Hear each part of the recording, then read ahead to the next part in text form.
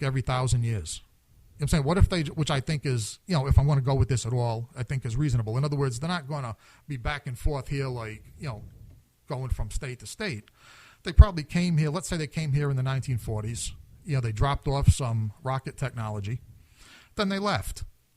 And they're going to come back here and check again in, let's say, another couple of hundred years, that particular civilization. In a couple of hundred years, humans being as destructive and malicious and basically rotten, as evil as we are, we might give them a surprise in 200 years. They might come back waiting to, shoot it out with like primitive missiles, for fun, for their TV show or their radio their internet broadcast, whatever they have up there.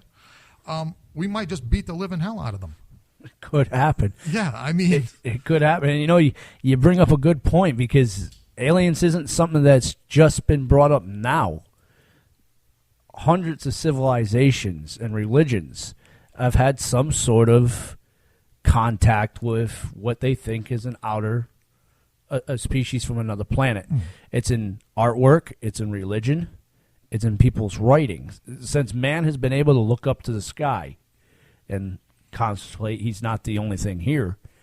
There's been thoughts and patterns that we've been visited. You can even look into some ancient religious artwork and look at the background of one of the pictures. I can't remember which one it was. I think it might be one of the prophets, one of the Christian prophets, or the pre-Christian prophets. Yeah, the clouds are painted. Is Ezekiel maybe, or Daniel? Yeah, Ezekiel? I think you're right. Does Ezekiel ring a bell? Maybe. The clouds are painted like spacecrafts. And if you go back to the Egyptians, they have graffiti in one of the walls that looks like spacecrafts coming down. Was this sci-fi for them back then? Maybe. Maybe you're right. Maybe they do come back and visit us every now and then to see what technology they have done and what they've given us and what we've done with it. Maybe they started off by giving us something as easy as math. And look what we've done with that. Right. And then, again, depending on the intentions of the visitors, maybe they weren't warlike. Maybe they just wanted friends, or they just wanted somebody else to talk to or interact with, a few 100, 1,000 years down the road. And they might be bitterly disappointed at where we have taken this scientific innovation that they gave us and what we've done with it. So, our alien visitors, they could either be anywhere from disappointed or they could be gratified. Right. Oh, yeah, okay. They are still brutal sons of, so-and-sos. Time, when do we televise the war games?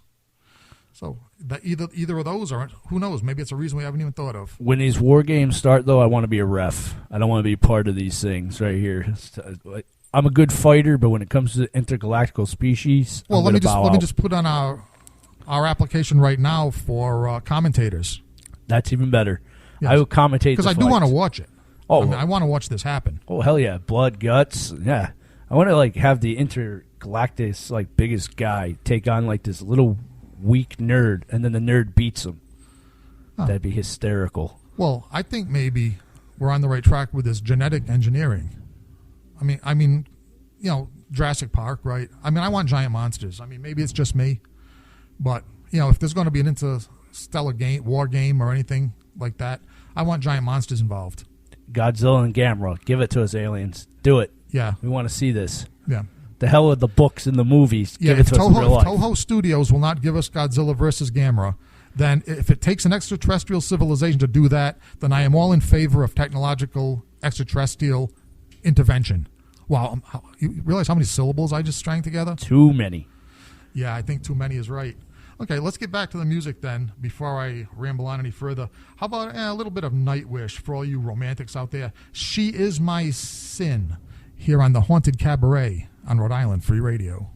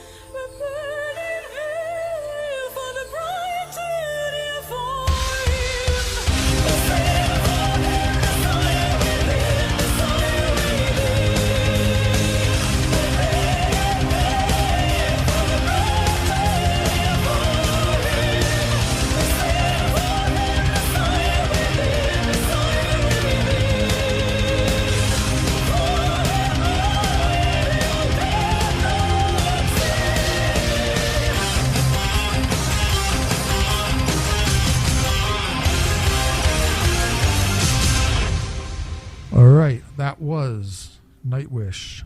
Sin, She Is My Sin, sung by Tarja, who far and away Nightwish's favorite. The fans of Nightwish, that's their favorite vocalist, who, they miss her a great deal.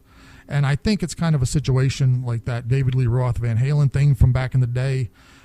She thought she was a little too good for the band. She better decide that she's wrong and go back to that band, since they can't keep a singer and she's not doing much without them. So I think she better just, go back to where she came from. The subject is aliens tonight. Now, we talked about aliens in the comics, back on Chuckles is on your Crypt, the last episode. Here in the Haunted Cabaret, let's talk about aliens in the movies. Oh, love that. Obviously, I don't know, do you want to just get rid of the good aliens right away and just toss, okay, the Close Encounters, ETs, phoning. Super 8. Yeah, I mean, should we just leave them out of the conversation completely? Yeah, let's. So, Chuckles, what's aliens? What would you recommend for alien movies? Mr. Geiger's, of course. Those are my favorite. All-time favorites there. That being Alien, Aliens, plural. Yeah, even the Alien versus Predator ones, I did enjoy those too, especially when they came down to the Earth. The second one, I just wish it wasn't filmed so darkly. Like, they took away from the gore because they didn't want to show the kid getting butchered by the alien there, which, get over it. It's a horror movie. If a creature like that came down to the planet, it's going to eat your kids. Yes. And we want to see it. Yeah.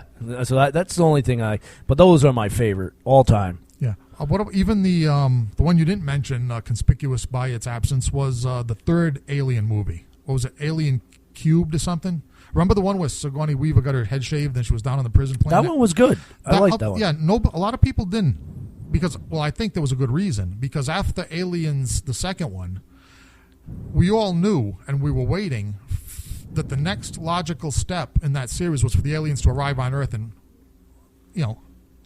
attack the cities, basically. I've always wanted to see that. Yes, we all have. And I think that's why when Aliens 3 turned out to be low budget and Ripley crashed on the prison planet and we didn't see that aliens on Earth, that's when we all got pissed off and we said, this sucks. But, no, watching it again, like you said, it's not a bad movie in its own terms. It's really not. That's probably the scariest one out of the whole series.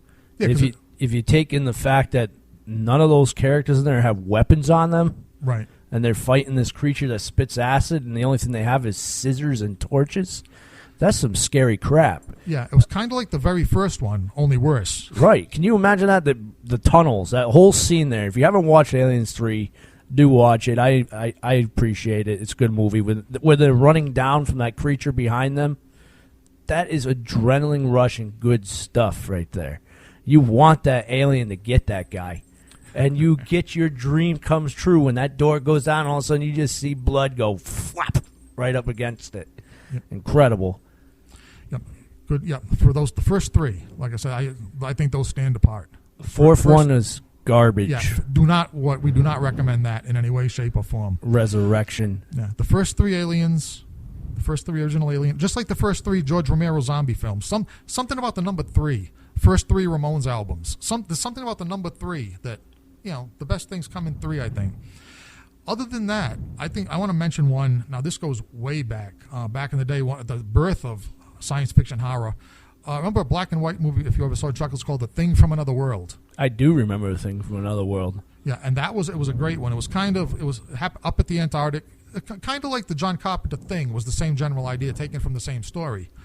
Yeah, the spaceship crashes up in the Antarctic, and that whole story, it was kind of like the Frankenstein monster, but a lot more nasty, being loose. And again, it was a situation where not having the weapons to deal with it.